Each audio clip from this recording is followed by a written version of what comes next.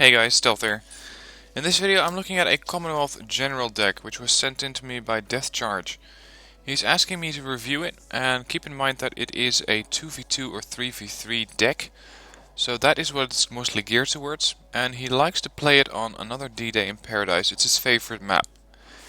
A lot of the infantry is in helicopters for expanded mobility, and that is something that is a good idea for D-Day in Paradise. Plus, the Commonwealth don't have great APCs like some of the other nations, so lacking some of those APCs is something we might need to look into. It might not be. So, let's have a look. In command, we got 3 supply units, a FOB, a Chinook, and an HLVW, but only 1 card of command infantry. That leaves him with 3 command units, which I think is a little low, especially considering that it's a pretty big map, and if you do a 2v2 and your partner either decides to die or quit, then it only gives you 3, maybe 6 command cards, which I don't think is enough. So I do like the idea of having command infantry, especially on a map like D-Day in Paradise, where you can really hide those guys pretty well. But the problem with it is that you don't have enough to cover the whole map if you really need to. An alternative could be to go with the Altis CP or the Grizzly CP, depending on your preference. This gives you 4 units, this gives you 6. This would be my preference. So that if a teammate either lacks command vehicles, I mean, for example, what if another one of your teammates is using the exact same deck? So he also has 3 command units.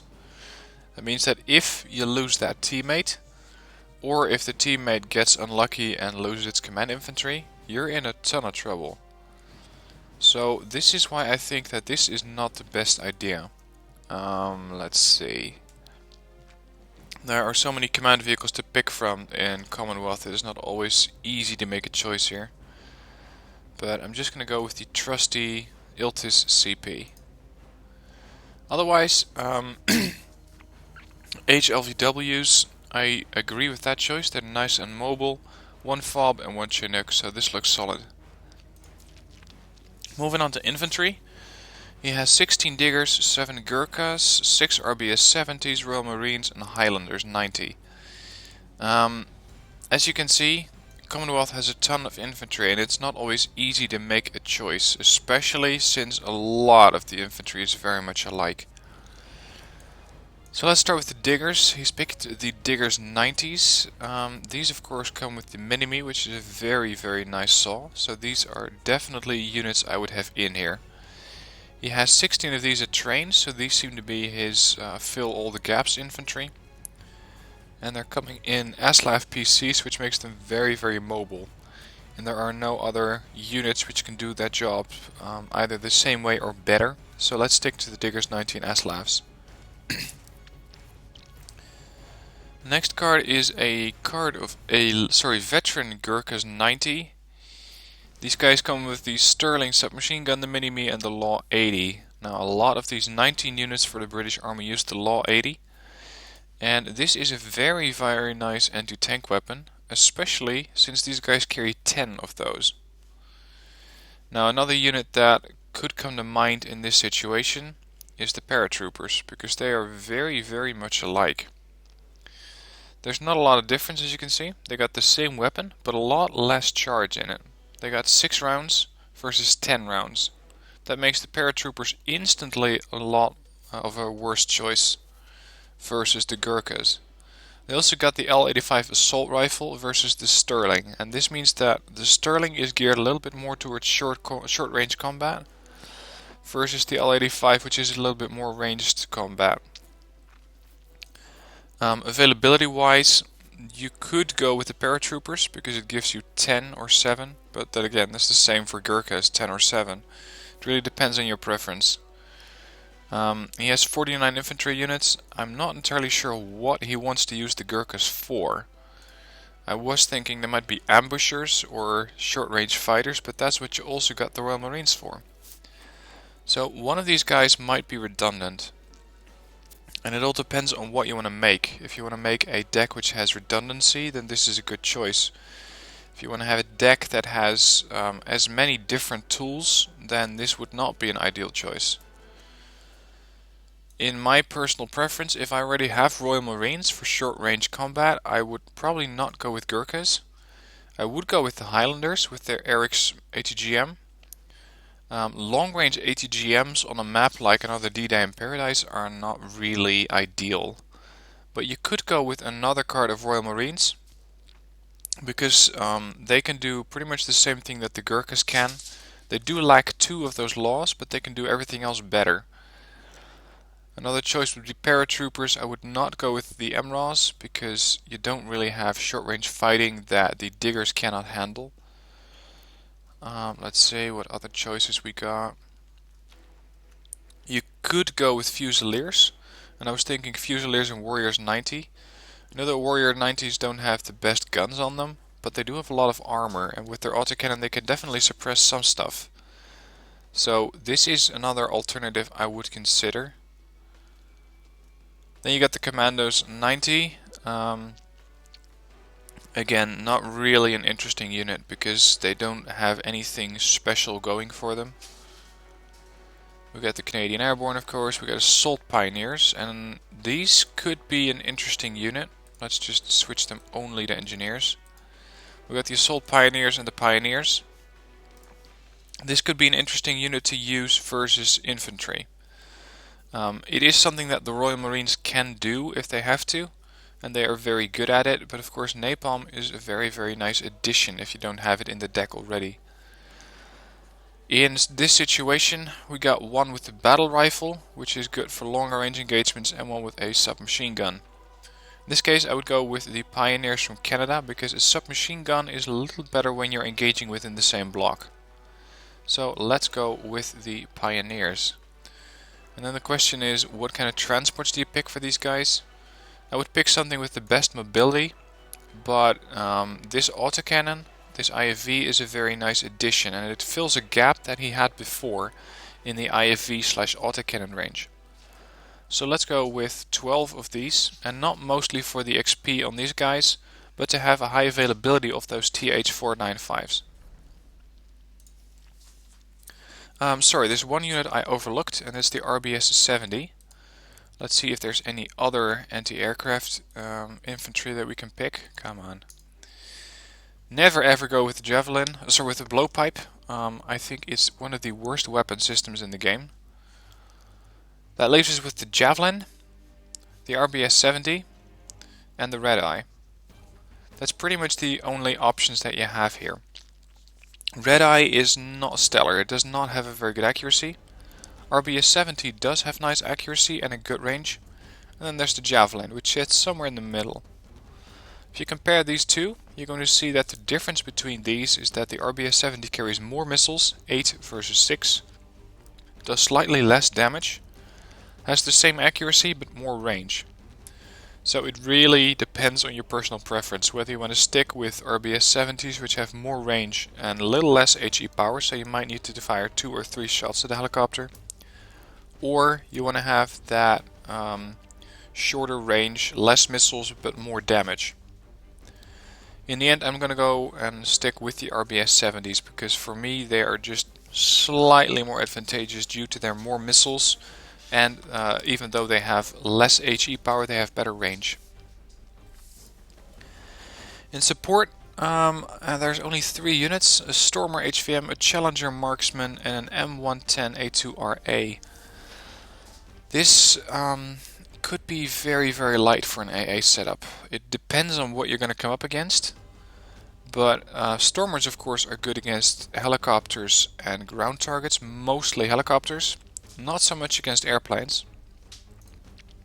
Challengers are good against helicopters as well, so you got already quite a redundancy in here. And then there's the M110RA. So this is the, I suppose you could call it artillery sniper.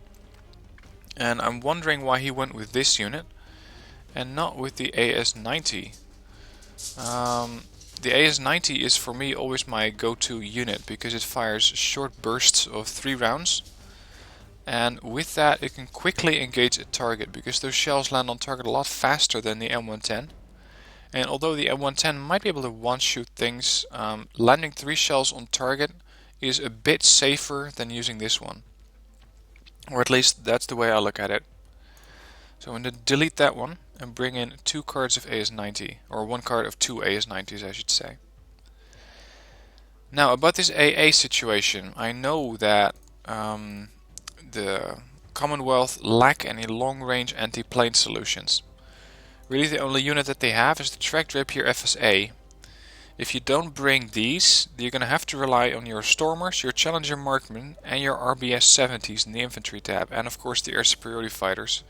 But I think it is very, very light the way it looks now. And that means that we're going to have to do something about this. First of all, I would not bring, let me switch this to select all. I would not only bring 3 Challenger Marksmen, but I would probably go with the Chieftain and then switch to Trained. The difference is not so much in the weapon system but in the platform. And you lose 4 frontal armor, but that's usually still enough to survive an ATGM hit.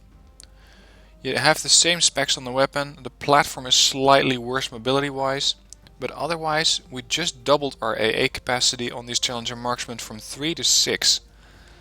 And this is something that I really am in favor of, because with 6 you can spread these guys out over the map a little better than you could normally with Chieftain or with Challenger Marksmen at high veterancy. And they are still a good weapon. The Stormers could be compared to the ADATs. They are pretty similar units. Let's see, here's the ADATs.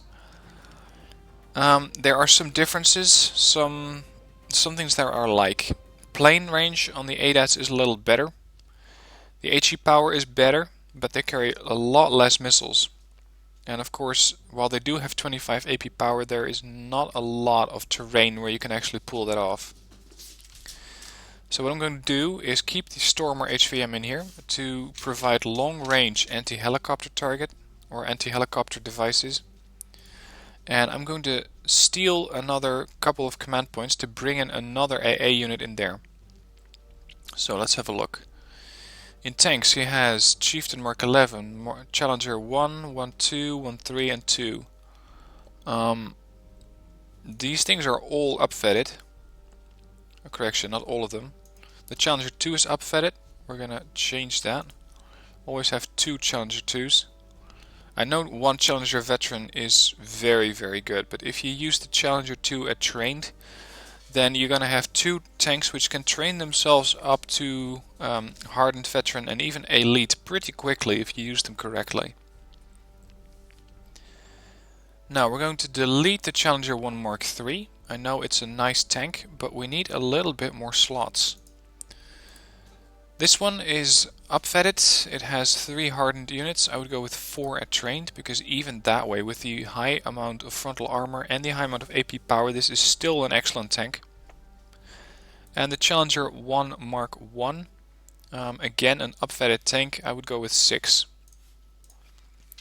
This still leaves us with 19 tanks, and on a map like another D-Day in Paradise, this should be enough. And we just stole 3 points away from this tab, I do realize that. And that is something that I need to fill the supply gap, or the support gap. So now we can bring in another unit in support, and let's have a look what would be ideal. The ideal unit versus long range air, if you can't call it long range, is the Tracked Rapier FSA, which has the range of 3150. Now it's not stellar, but it is something that a little better than the Stormer or the Chieftain Marksman. So in a situation like this you could bring in the Tracked Rapier, or you could say, well, I want a bit more multi-role capability, I want to bring in some ADATs. These things still don't have any great range against airplanes, but you can use them against tanks if you have to. And that means that this deck suddenly became a little bit more flexible. Also, it gives you 12 of these seemingly multi-role units, and that is definitely something that helps with the flexibility on a map like D-Day in Paradise. Moving on to reconnaissance, 3 elite recce's. Okay, Since these recce's are mostly going to be in cover and not spotted, I wouldn't go with 3 at elite, because you don't need the extra accuracy, you don't need the morale recovery, you don't need, well, you could need the 20% more chance to see and identify enemy units, and you don't need the stun duration. The only thing you need is that chance to see and identify enemy units, but you get 15% at veteran versus 20 over here, and this gives you 1 more unit. So I would use 4 of these at veteran to make sure that I have just 1 more veteran recce unit ready. Then he has 4 NZAS, or I should say NZSAS. With this he has 8 passive spotters, that is if you want to use these guys in a passive spotter role. If you want to use them in a passive spotter, they are still pretty expensive at 50 points. You could also go with stuff like the Norforce, which are still pretty good spotters. They still got the very good optics and the very good stealth, and it gives you 6 or 8 depending on the veterancy that you pick. So I think that having 2 of these expensive units in here is not really a good idea. I'm going to go with 6 at trained, and this gave me 10 recon infantry versus the 7 that was in here earlier. He has 1 Gazelle AH1, exceptional optics, 310 kph. Good choice because there's not a lot of helicopters to choose from. They do get the Squirrel, but a helicopter you usually want exceptional optics on. And of course the Gazelle Snab does have exceptional optics as well, but it's not as fast and you don't really use those rocket pods that often. So I would definitely stick with this one. And then there's the Aslav S, another exceptional optics vehicle. And what I'm missing here is a bit of very good recon optics, because he already has very good here and excellent there. Something that has a gun that can support your tanks is not the Aslav S. It does have some armor, but I prefer to have mine with an autocannon, like for example the Coyote. Let's see if there's any other options here.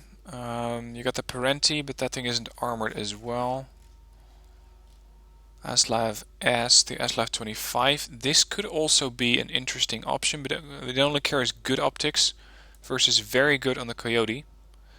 And if we take 6 of these at trained, I know that hurts the recon ability a little bit. I'm making a conscious choice here, but you can, if you want to, go with the deck code and switch it to hardened if you really need to. So this way we got a bit more recon units, we got 10 recon infantry, we got units that can escort tanks through a push, and we got Gazelle AH-1 helicopters for recon in the air. Now moving on to the vehicles, where we find 4 Aslav 25 TOW-2s and 4 Chimeras. Chimeras are definitely a unit I would like to have in there. I'm not sure though that I would pick them at hardened. I would probably go with these things at trained to make sure that this way I got a bit more of these units, because the Chimera can pretty much lock down an entire area of its own. Of course it does need AA, but combine it with an ADAS or a Stormer to counter helicopters and get a recce to spot for it, and you have a pretty solid mini battle group. And I know that the veterancy in this situation would be interesting, because it gives you that accuracy, the stun duration and morale recovery, and these things will definitely be taking fire. So yeah, it's hard to pick here between trained and hardened. Alright, I'll just stick to hardened. Then we got the Aslav 25 TOW-2. We got only 4 of those, and these seem to be his high-end ATGM capability, but there's only 4 missiles on here. And that's something that I frown upon a little, because he doesn't have any long-range ATGMs on his infantry either. He does have some on the Erics, but nothing on the others, and that means that if he wants to take out something which has high power, high armor, you're going to need a tank.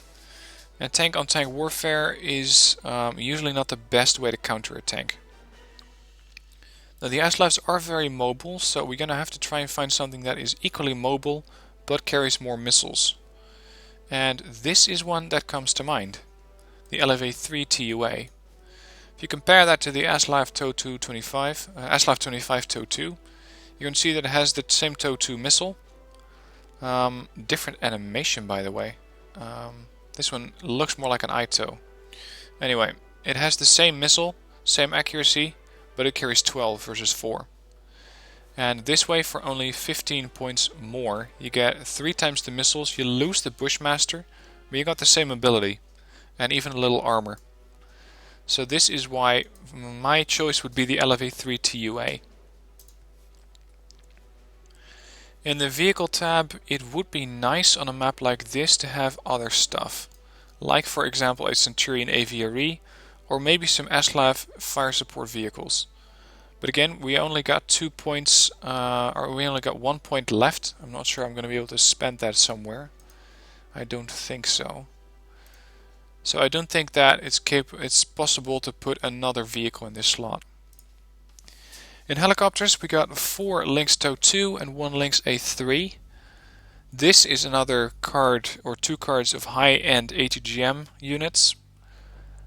They do have a very nice stabilizer and good accuracy, but I'm thinking that the TOW might be enough, because usually you won't need 25 AP power. You only need that in case you come up against very high-end stuff. And having the Lynx AH1, that gives you a bit more ATGMs, because the availability of these units is better, and 15 AP power is still good enough. If you come up against a heavy tank, you use either your Lynx 3, some tank snipers from the air tab, or your vehicles, like the ASLAF 25 we just put in there. Actually, why is this thing still in here? I was supposed to put the other one in here. This one. So I would not go with the TOW 2, but I would go with the TOW 1. And bring 6 of these, whereas we used to have 4 of these at Hardened. So this just doubled, or not doubled, it gave us 50% more helicopters, and hopefully that's going to be enough to counter all the enemy tanks. In the air tab, there's the Tornado F2 air superiority fighter. We got 1 Sea Harrier seaplane, we got 1 Harrier GR7, and we got 1 Skyhawk. Not really a lot I would change about this deck. I think that this looks pretty solid. I'm not sure having 1 Sea Harrier as a seaplane is enough, but of course they do have a very good range, and this does help them a little bit with being targeted, but suppose you could say that Rookie will also do the same job. Next, the Harrier GR7. The way I'm looking at this is that he has a very small precision bomb, or actually I know it's a large precision bomb, but it doesn't do a very good area of effect weapon. Then he has ATGMs. I'm not sure why he picked the Skyhawk over the Kehu, because the Kehu in my mind is a little bit better, since it's a fire and forget.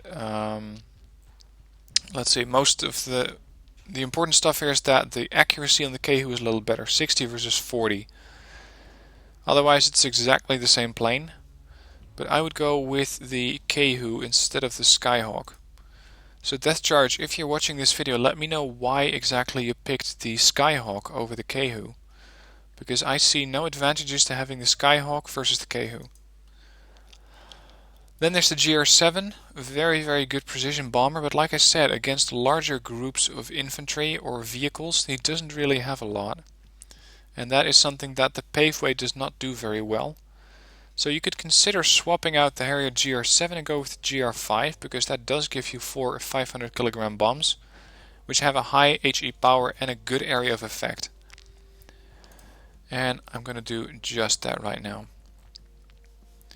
Then we got Naval, where he has Lafayette's, STRB 90H, Burley at Exocets, 1 card of Tomcats and 2 cards of anti-ship planes. So it's a bit of a mixed bag, but mostly geared towards anti-ship warfare, based on 4 Exocets and 2 F-111Gs. Not a lot I would change about those planes. The Tomcats, it depends on what kind of the game you're going to play. If you're going to play a game where you have very low income, then 1 Tomcat at Elite is enough. If you're going to play a standard 2v2 where at some point you might be swimming in points, I would go with 2 trained Tomcats and try to fly those things out in sorties of those 2 planes combined, so that you have 8 long-range radar missiles in the air. And with that you got a bit better anti-air capability. So I'm gonna delete 1 and get 2, but then again that's in mind of a 2v2 standard game, not a 2v2 low point tactical. The Lafayettes are something that they're good ships, let me put that first, they're good ships, but what they lack a little bit is CWIS. The problem with the Lafayette is that if it takes too much fire, or if it has to engage a lot of air threats and still defend the ship, it's not going to be capable of doing both. The Crotal CN2 is pretty notorious for running out of ammo. It has 24 missiles only, and he does not have a resupply unit in here. That means that if this ship fires through all of those 24, and it probably will, then it's pretty defenseless.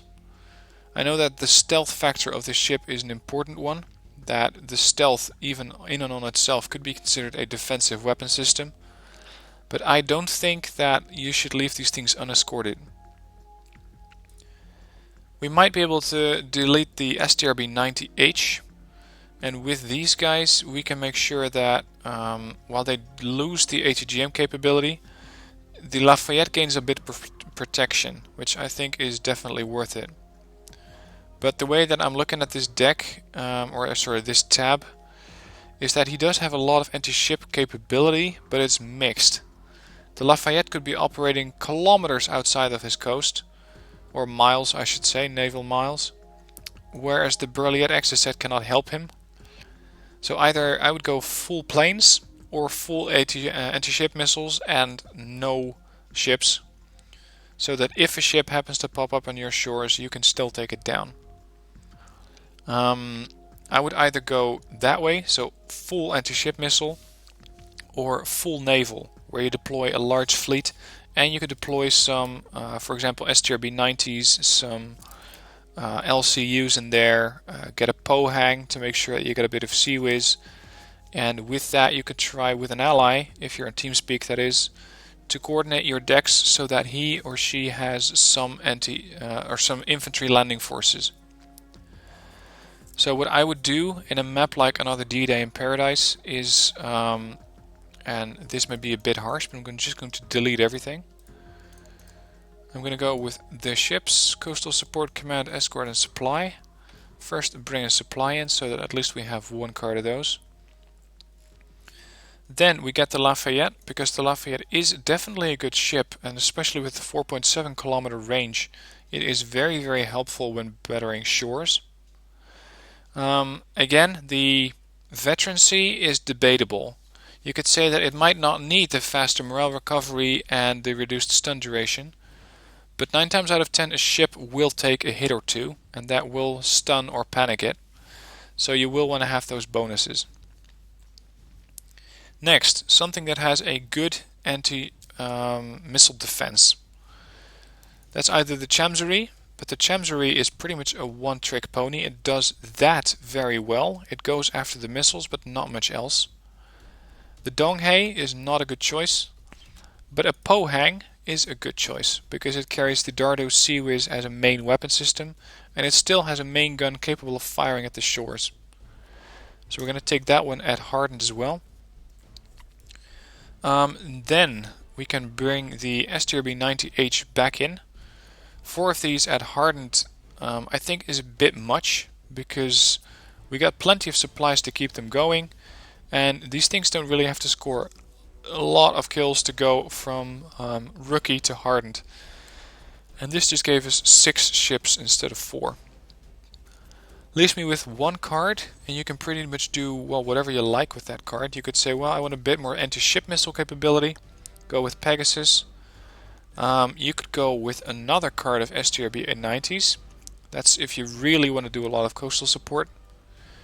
You could go with a Congo, although it's pretty risky, since having only 1 Congo makes you a major target. So Lafayette is an annoying target to have around, but Congo is definitely worth taking down because it's 420 points. Or you could say, well, I want more anti-ship / anti-air capability, and you can go with the Oliver Hazard parry. It really depends on what you want to have. I think that either the parry or the Hatsuyuki would make a good choice, because the Hatsuyuki is very much geared towards anti-airplane warfare, and this one is a bit more geared towards anti-helicopter. The Lafayette has the Crotal, which engage helicopters and airplanes at the same distance. So in this case, the Hatsuyuki is the best addition to the fleet because it carries even longer range anti-airplane weapon systems. So this is the kind of naval setup I would go with if I were doing another D-Day in Paradise. But then again, naval tab is pretty much something that is left entirely to the preference of the player and the situation. So it's hard to comment on it, and if you don't agree with the changes, please let me know in the comments.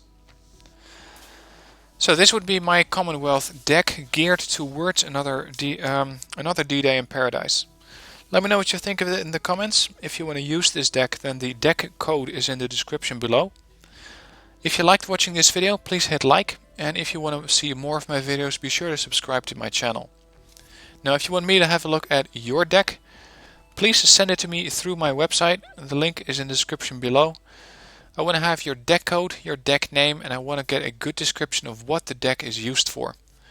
If I don't get a good deck description and I don't get a good idea of what you want to use this thing for, it's like giving me the mission to create a deck that's capable of tackling any situation, and that is usually not the best option.